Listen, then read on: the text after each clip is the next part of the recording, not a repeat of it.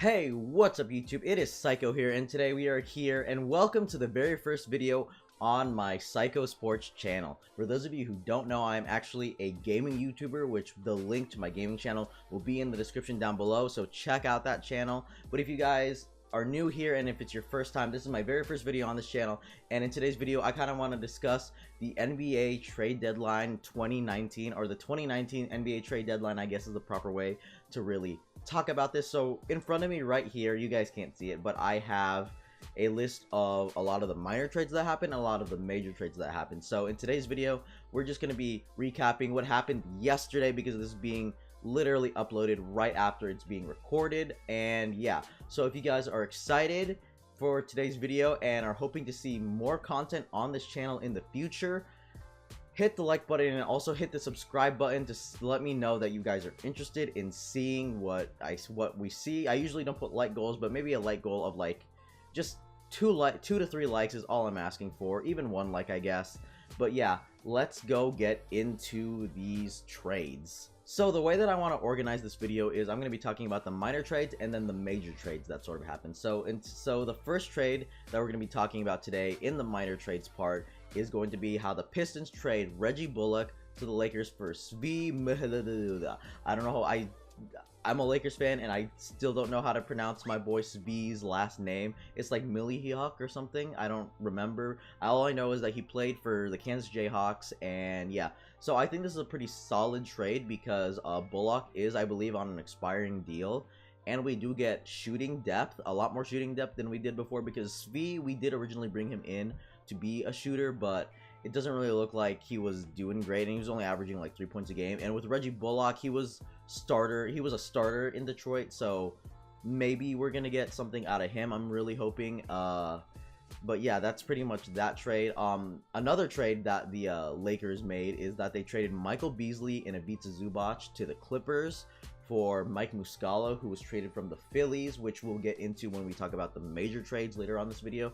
But I actually think this was a pretty good trade because we get rid of Michael Beasley, who honestly is a locker room problem. He had a lot of beef with Luke Walton, and plus it's just his personality is just, well, then again, Lance Stevenson, I feel like Lance could really tame himself, but I feel like Michael Beasley is very outspoken, and just, I don't like, his personality just really clashed with Luke Walton's, and I really like Luke Walton, so I'm really kind of glad that Michael Beasley is gone. And we did get Muscala, who does shoot who can shoot.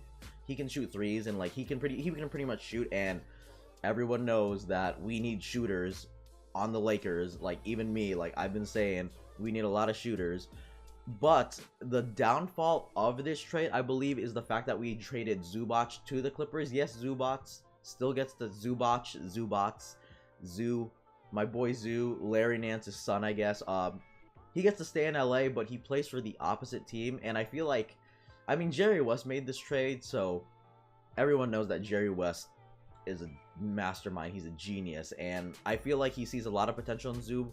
And as a Lakers fan, I saw a lot of potential in Zoo. I was really mad when he didn't get playing time his second year in the league, because he did really well. He was doing really well his first year until he got injured, and then they basically never played him the second year. And then the moment that McGee went down and they started him, he was just catching fire. He was just amazing, and a steal of a second-round draft pick, if you ask me. Another trade that happened is that the Cavs traded Rodney Hood to the Blazers for Nick Stauskas and Wade Baldwin, and they gave the Cavs also 2 second-round draft picks, which, I mean, Rodney Hood was on a qualifying offer anyway, so maybe the Blazers will keep him. Maybe he'll just see what his value. He'll probably get some money in the offseason, because I'm pretty sure that playing in Portland will help him a lot.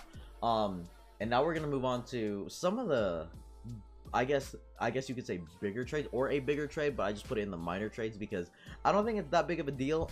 The Wizards traded Otto Porter Jr. to the Bulls in exchange for Jabari Parker and Bobby Portis. I know that Bobby Portis was a really solid role player, or a really solid player for Chicago, so losing him is kind of bad.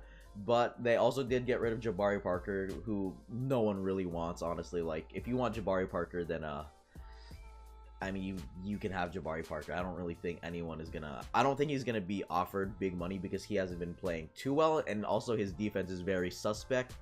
The Bulls getting Otto Porter, that is actually pretty big. Maybe I should have put this in the major trades, because Otto Porter is overpaid, but he's still a solid player. He's not worth the amount he's getting paid, but he can still play the game really, really well. The Wizards also traded Markieff Morris for Wesley Johnson to the Pelicans.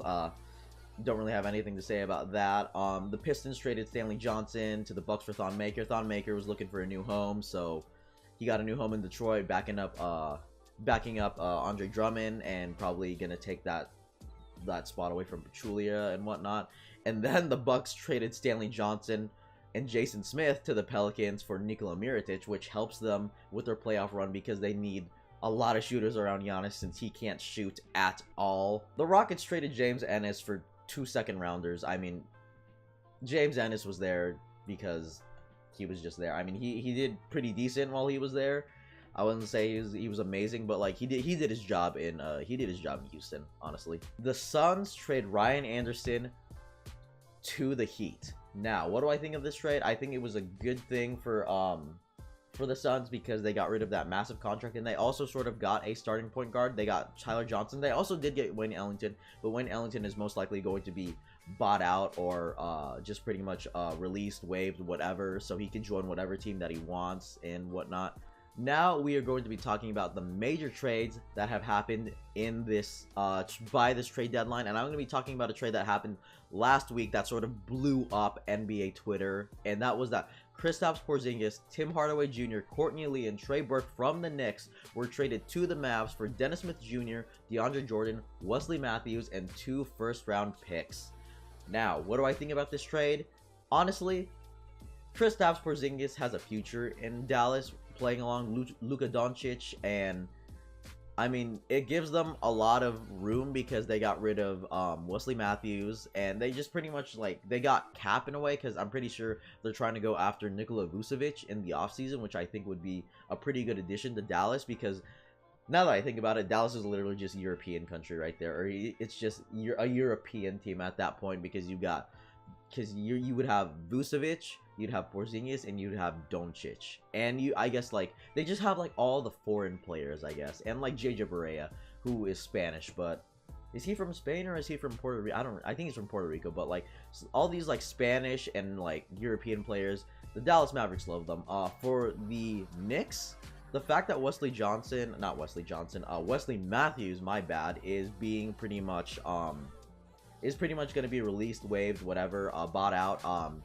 They sort of lose a piece right there, but I mean, it just literally made them get the first overall pick at this point, because they're probably going to get Zion Williamson with the way that things are going. They also did release Enes Kanter, so Enes Kanter is free from New York, just like how, I mean, yeah, he's free from New York. Don't know where he's going to go, but I mean, wherever he goes, I mean, I wish him a good luck and stuff. But the Mavs' future is bright with Doncic and Kristaps Porzingis, and they have Tim Hardaway for, I believe, another year, like maybe 2 more years. I don't know. I think it's 1 or 2 more years. Courtney Lee is also going to play very well, because he is he's very good at shooting. He's going to do his job, basically. He's shoot, defend, do your job, Courtney Lee. That's all we're going to ask for at this point. But yeah, I think that the Mavs might have won this trade if the Knicks get 2 big free agents, and I'm not talking Kemba Walker and Jimmy Butler. I'm talking like Kyrie Irving and Kevin Durant, or anyone, like any big free agent. Then I think the Knicks may have won this trade. But if not, then the Mavs obviously won this trade, because Porzingis, when healthy, will probably still be the same. He might decline a little bit, but I'm pretty sure he'll be the same. And playing with Doncic will only elevate his game. But yeah, I think it could go either way. This is pretty much an incomplete trade right now, so I can't really tell you who won this trade. And now we get on to the next trade, which was a 3-way trade between the Kings, Rockets, and the Cavs. So the Kings sent Iman Shumpert to the Rockets to add depth to their defense, because they sure as hell really need that. They also, the Rockets also did send Brandon Knight and Marquise Chris to the Cavs, and the Cavs sent Alec Burks to the Kings. Pretty much this was like big swap. I know that the Rockets were really interested in Alec Burks, but I guess getting Shumpert and the way that Shumpert has been playing for Sacramento this year was actually a pretty good thing, because number one, he's an experienced veteran, and number two, he's got that he does have that championship experience, and number three, he adds a lot of defense to that team, or he adds more defense that the Rockets are missing, I guess you could say, because they need defense. That's all I'm really gonna say. They need defense, and with Shumpert there, it's really going to help. I think that this was actually a pretty good trade, because the Rockets did get rid of Brandon Knight's contract and Marquise Chris, who all he does is really foul out of games, like, let's be real. And they did get Shumpert, who I believe is on the last year of his deal, and maybe if they get, I mean, they're most likely going to make the playoffs, but I think that Shumpert will re-sign with the Rockets on maybe like a cheap deal, because I'm pretty sure that he'll like playing there, because I mean, you've got an MVP caliber player, and you've got a really good point guard who is, I will say, on the decline, but I think will develop pretty, like, this was a good trade for the Rockets.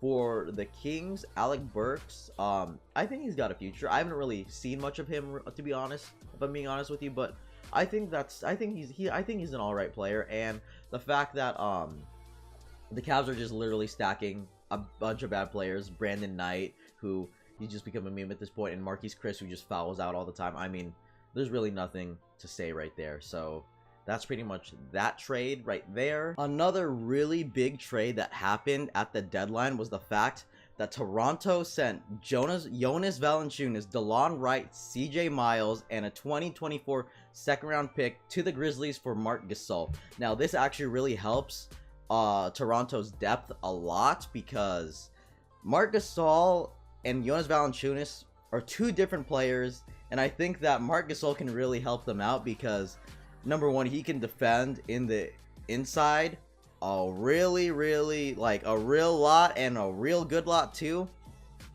and he can also shoot from the perimeter, which gives them even more outside shooting with Danny Green, Kyle Lowry, Fred VanVleet, Kawhi Leonard.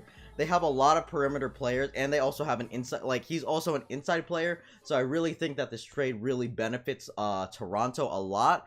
For the Grizzlies, I mean, Marc Gasol really grew up in Memphis, and now that he's pretty much gone, that kind of what do you call it? I feel like he really spent, like, basically his entire life in Memphis, and like, for him to leave just kind of breaks my heart. But I mean, the Grizzlies did keep Mike Conley, and they did get Valanciunas, who is a solid big man, but he's not as great as Gasol is. But we'll see where things go from here. And yeah, that is pretty much the way that the Toronto Raptors, that's the big trade that the Toronto Raptors made today, or made at the trade deadline. The Kings also did trade, this is actually kind of, this got me a little irked, but they traded Zach Randolph and Justin Jackson for Harrison Barnes from the Mavs, while Harrison Barnes was playing a game for the Dallas Mavericks. Now, Harrison Barnes did know that he was going to get traded during the game, but he did decide to play. But that's still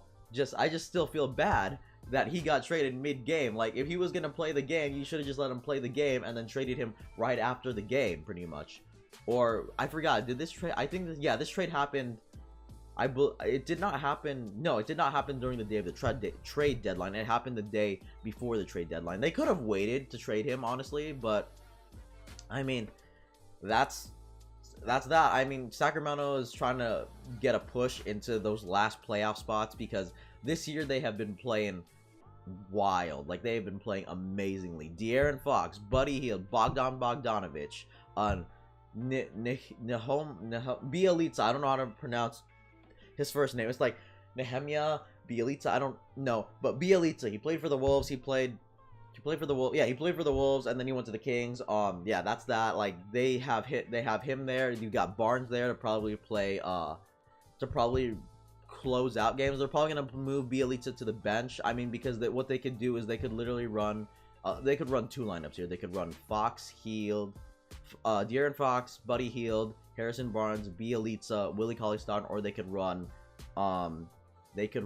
Fox, Hield, Bogdanovic, Barnes, and Cauley-Stein. But either way, both of those lineups are pretty good. I think Harrison Barnes will most likely close out games, and he he does add a lot more height than Iman Shumpert did, because Iman Shumpert's only like what, 6'5", and Harrison Barnes is like a solid like 6'8", so he could defend a lot of the threes because they were putting Iman Shumpert as a 3, but Shumpert can play defense. But I think Barnes has more size and more height to deal with guys like Kevin Durant or Brandon Ingram, LeBron James, like compared to Shump, who was 6'5". I mean, what else can you really say? So I think that this is a very good trade for the Kings.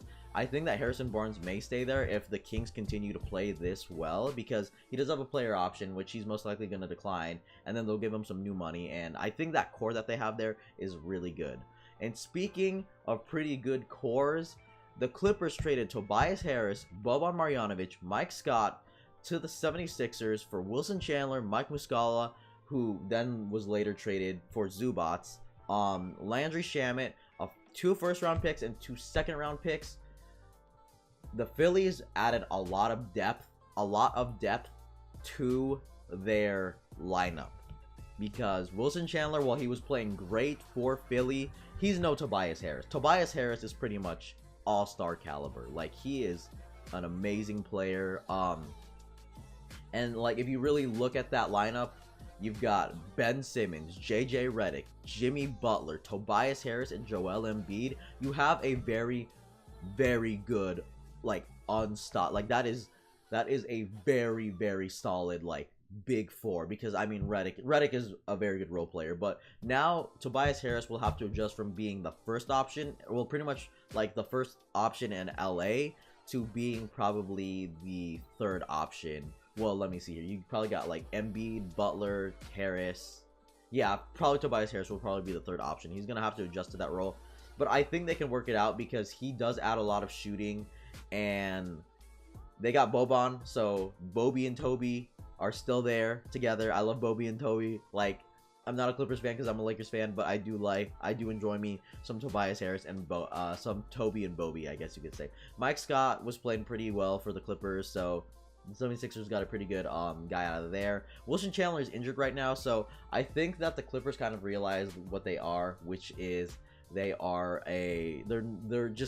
gonna be a first round team out of the playoffs pretty much. But they did set themselves up in the draft and also for free agency, because Tobias Harris wanted to get paid, and I'm pretty sure, like, I know that Tobias Harris wanted to stay in LA. He would have thrived there in LA because he was the number 1 option. But now with all these free agents like Kawhi Leonard and stuff like that wanting to come to LA, and with Jerry West as a Clippers consultant or part of the Clippers, you have to watch out, because Jerry West knows how to give the right people the right money, and he also knows how to get the right picks and the right people to do the job. Look at Shai Gilgeous-Alexander. He's really solid. Like, he knows how to draft. He drafted Kobe, he drafted Curry, he drafted Thompson, he drafted all the Warriors, like all that main Warriors core pretty much. Don't underestimate Jerry West. He is a great he's a great guy to have in a front office, and he's just someone that is going to do very well for the Clippers. And I think they could be getting maybe a Kevin Durant, maybe a Kawhi Leonard. I don't really know, but they freed up a lot of space, so they won't have to pay Tobias Harris. And yeah, speaking of the 76ers, the last trade here, I completely forgot that this guy was in the league, but the Magic trade Jonathan Simmons and a first-round pick. Well, they trade Jonathan Simmons, a first-round and a second-round pick, to the 76ers for Markelle Fultz. The Fultz era in Philadelphia is over. It only lasted about 20 games, but I'm really hoping that in Orlando he can find some footing and really be the #1 draft pick that we really saw. Because as of right now, he really looks like a bust, and I just feel bad for him, because like there's just a lot of things to talk about when it comes to Markelle Fultz that I don't really want to get into. But Fultz just, I don't know, like, we don't really know what his ceiling or floor is in the NBA, but I'm really hoping that he gets a really good, like a fresh start in Orlando. Because, wow, I just realized Dennis Smith Jr. and Markelle Fultz from last year already got traded. That is kind of crazy to me. But yeah, so this is pretty much a recap / my thoughts on the 2019 NBA or the 2019 NBA trade deadline. This is my first video on this channel, so if you guys would, I would really appreciate it. Hit the like button to show that you guys support this. Comment down below what you guys think, and yeah, there will be more videos on this channel. This is the very first video in a long line of videos that's going to come throughout the NBA season, and when the MLB season starts, I'll be talking about MLB stuff. But of course, MLB and NBA are probably going to be the main two things that are going to come out of this channel. Yeah, so if you guys enjoyed the video, hit the like button, hit the subscribe button to see more content out of me, and like always, I will catch you guys in the next video. If you guys want to, check out my gaming channel right below too, and like always, I will see you guys later. Have yourselves a good day. Bye, guys.